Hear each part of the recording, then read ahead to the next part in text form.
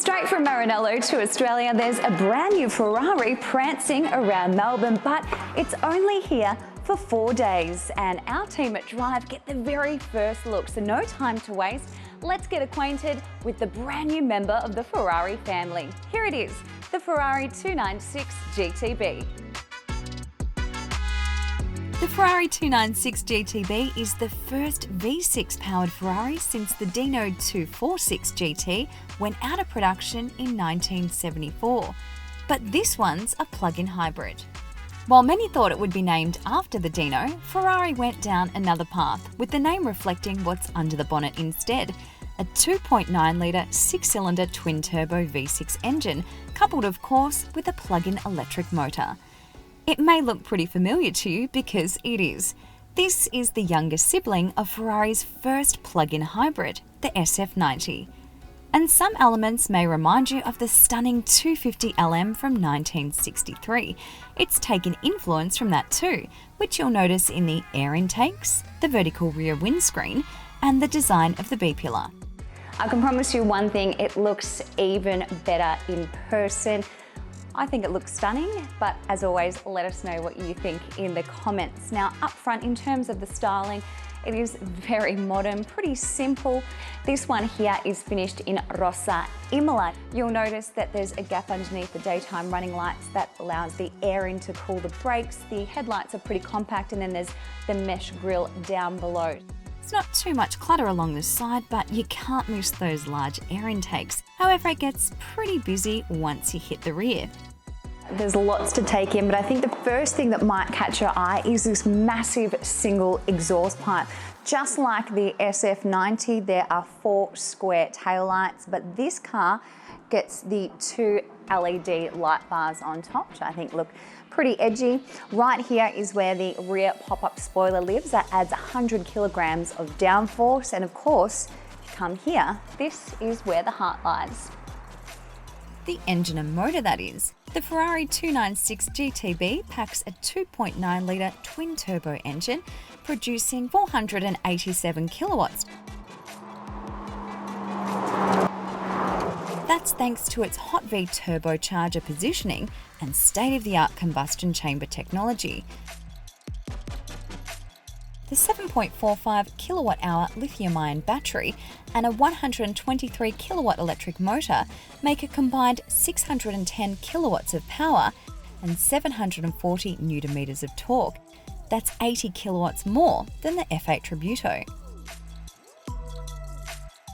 The 296GTB is rear-wheel drive, mated to the brand's new 8-speed dual-clutch automatic transmission. Ferrari claims a 0 to 100 km/h sprint time of 2.9 seconds. To put this into context, that's on par with the Tributo, but 0.4 seconds slower than its big brother in the SF90. Unfortunately, we don't get to leave the showroom and drive this car, but it's always nice just to sit inside of a Ferrari with high quality materials all throughout the cabin. Now, you might notice something missing inside this car. No infotainment system. Ferrari has opted to go without. It's not really needed though. Everything can be controlled right here by your fingertips.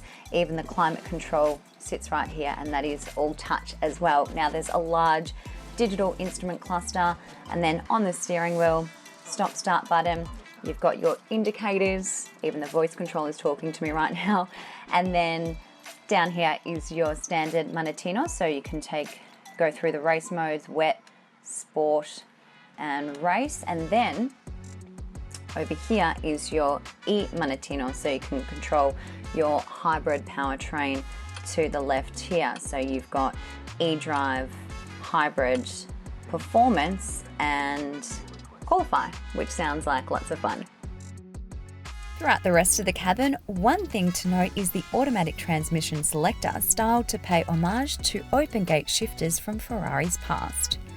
And in terms of functionality, well, there's a wireless charge pad and some usable space too, including storage behind the seats, a large net to hold items in, a cup holder, and large storage cubbies in the centre compartment and in the doors.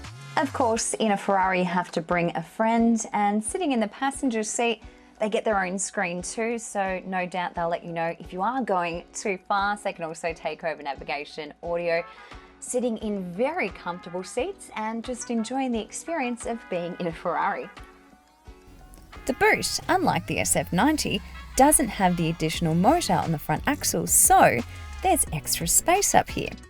One thing to note, if customers are wanting added power and performance, this GTB comes with an option of the Assetto Fiorano package or track package. What does it add exactly for the extra coin? Well, you get new carbon fibre panels and trims, shock absorbers optimised for truck use, plus a livery inspired by classic race cars. Ferrari says that the 296 GTB redefines the concept of fun behind the wheel, and while we didn't get to drive it, we can certainly see how this car would be fun both on track and off. One can only dream. So there you have it, the brand new addition to the Ferrari family, the Ferrari 296 GTB. Is there a wait list? Well, it's a car and it's a Ferrari, so of course there is. Dynamic demos are due at the very beginning of 2022 with a starting price of around about the $550,000 mark plus on-road costs. We cannot wait to drive one here on Drive. In the meantime, let us know your thoughts on this Ferrari. Don't forget to like, subscribe and click the bell icon so you get notified whenever videos like this one go live. Thanks for watching.